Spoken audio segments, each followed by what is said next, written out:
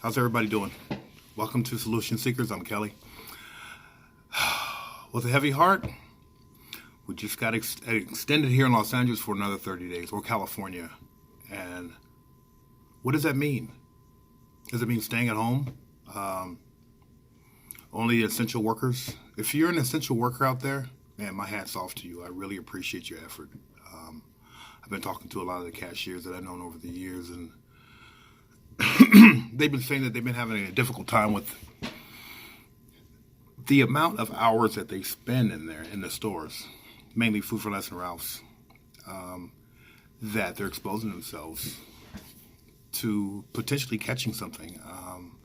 They've increased their pay, but at the end of the day, nobody wants to get sick. Nobody wants to infect anybody else, or especially not somebody in their family, because you never know who might be at risk without even knowing it. Me myself, I've just been trying to do what I've always been doing, just trying to add quality and value to a lot of people. And man, last week it ran me ragged, to the extent to where I was actually left in a place where just broken down, depleted, nothing to give, no nothing else. But that was my perception. That was my thinking, the emotional state, overextending myself like I always do when I need to, because of some health reasons kind of pull back. But what desperate times calls for desperate measures. So my character is defined on not what I say but what I do. And quiet as kept. I was pretty amazed, and I had to pat myself on the back after Saturday when I completed everything. And it was very interesting. It kept me busy. But once again, going through some emotional turmoil allows me to gain a little bit deeper foundation on what it takes just to push through. What does it take to actually give some? Because it's not about me; it has to be about somebody else. Because if I sit there and constantly think about me and the human condition, which is myself, and not invest in the human spirit, which is where I get a lot of my energy from. And as a result of doing some stuff for some people, I made a few dollars, which was always good. Could have been more, but it wasn't really about the money. It was about helping somebody in a bind, and I had the skill sets, the computer skill set, to actually do it. With most of it dealt with Excel. Then I was fixing a washing machine, which I had no idea how to do. Well, I did. I just had forgotten how to do it. So, but it wasn't like rocket science, and I figured it out. Um, but more so than that, I was a friend of mine called me today, Gina, which is an old former coworker of mine, and we haven't talked in some time. And she was asking me some things, and so I was expressing to her some things about myself that I found out over the last year or so. And she says, "Damn, you seem to be so hard on yourself." Well, you know what? I have high expectations for myself, and it's not the point that I'm really being hard on myself by the words that I'm using, but if a person would allow me to finish saying what I'm saying or ask me some deeper questions about it, I will tell them that's just at this certain period of point, that's how I feel. It doesn't define me. It's just a feeling. The feelings are temporary.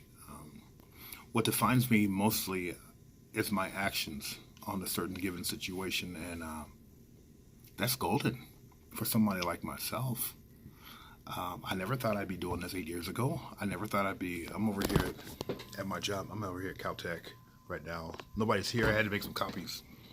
So my copier's broken, so why not come down here? There's nobody here, so in leaving, decided I'll just grab me something to drink. There's some snacks over there. We've been getting everybody ready for the online semester coming up, and that's been interesting, scanning all the textbooks. Anyway, so when I finished my conversation with Gina, I basically told her, I said this. We go through all kinds of things. When we're surrounded by people, we don't have those issues. But then I also went on to explain that, I can push, motivate, and try to inspire people all that I possibly can. But yet, then when I'm left all to myself, with too much time on my hands, I feel broken down, depleted, and everything else. And where do I get my motivation from? Because I don't have too many people around me who are like me. I like to tell people is that I need to copy myself and make a version of myself for myself. If that's not egotistical, I don't know what it is. But I'm really hard pressed. I'm always checking up on people to the point to where I feel as though I'm bugging them, but I'm just concerned. You know, I don't have no expectation for them. I don't want nothing from them. I just want to make sure that everything's all right, especially now. But I feel as though that I'm impeding because a lot of times they won't call back or they won't respond to a text message and definitely won't answer the phone. But you know, everybody's always going through something that we may or may not know about, and maybe they just don't want to be bothered. So I just have to, you know, say a little prayer for them, talk to God about their situation, and then continually being me. But I just found out that that's checking up on people is something that's only very few people actually do that. And if you have one, two, three, four, maybe even five people that do that, consider yourself lucky because a lot of people don't have it. If they can check up on you without having some type of expectation that's attached to it. You know, 30, we got another 30 days, so I hope that everybody's ready for to bear down and do another 30 days. We did the first, so we just have to do it one more time. And you know, you never know what the future holds. We might be in this for weeks or months more. You know, we won't know until we actually find out. And as soon as that happened, I had to tell myself, I was like, damn, here we go again. But this is a serious problem. You know, and as long as we stay healthy, able to provide food and put food on your tables and just live life, man, it's a quality problem. You know, and I hope that during this time that you're following some of your passions and that you're actually learning something as opposed to just sitting in front of the TV. But if that's what you need to do, hey, who am I to knock it? You know, I've noticed that more kids are playing. People are walking down the neighborhood, walking down the streets in the neighborhoods. Neighbors are actually talking because well, now we all have a common bond.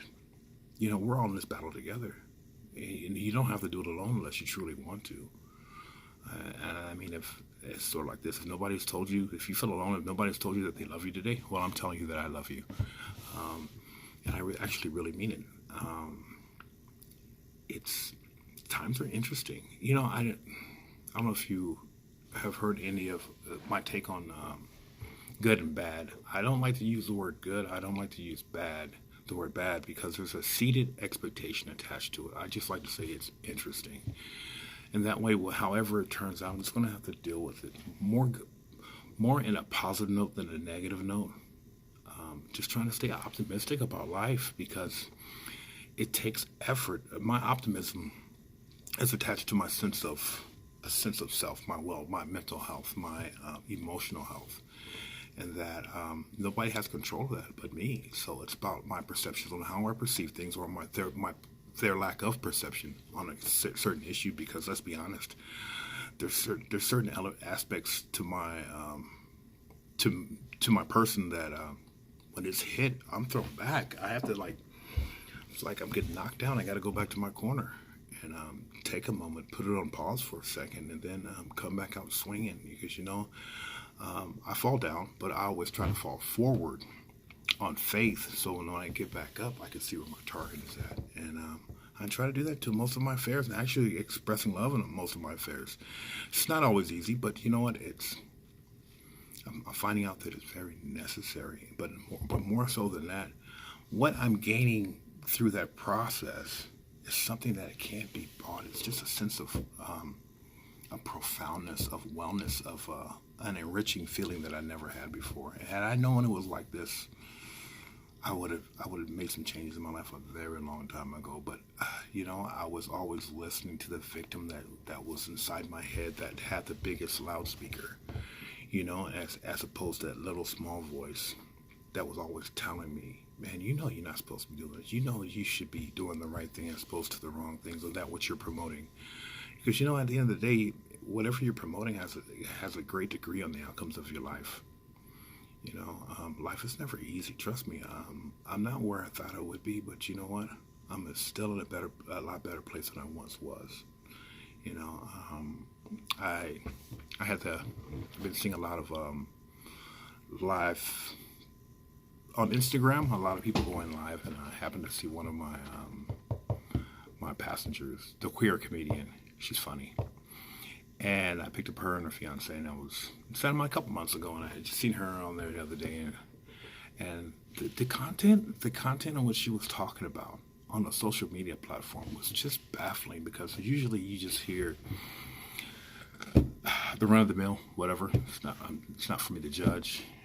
People just want attention, but not really the content of the content. What was said was just really deep and enriching, and I hope that she goes forward and creates some podcasts based upon the issues that she was promoting.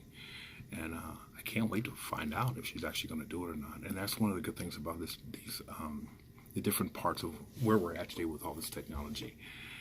People are able to go to school. A lot of people are able to work.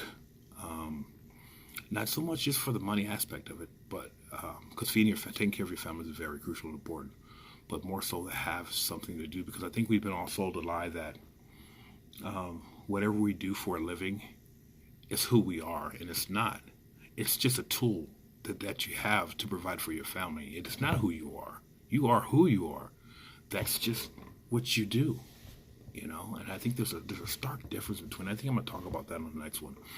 There's a stark difference, because I have an interesting take on it, and I hope that you'll think that it's interesting too. I'm a little bit nervous. My mouth is dry, so I'm going to end this. I hope that everybody has a good night. You know, like I said, I love you if nobody has told you that, and you know, like, share, and subscribe, and make some comments in there, and everybody have a good night. I'll see you tomorrow.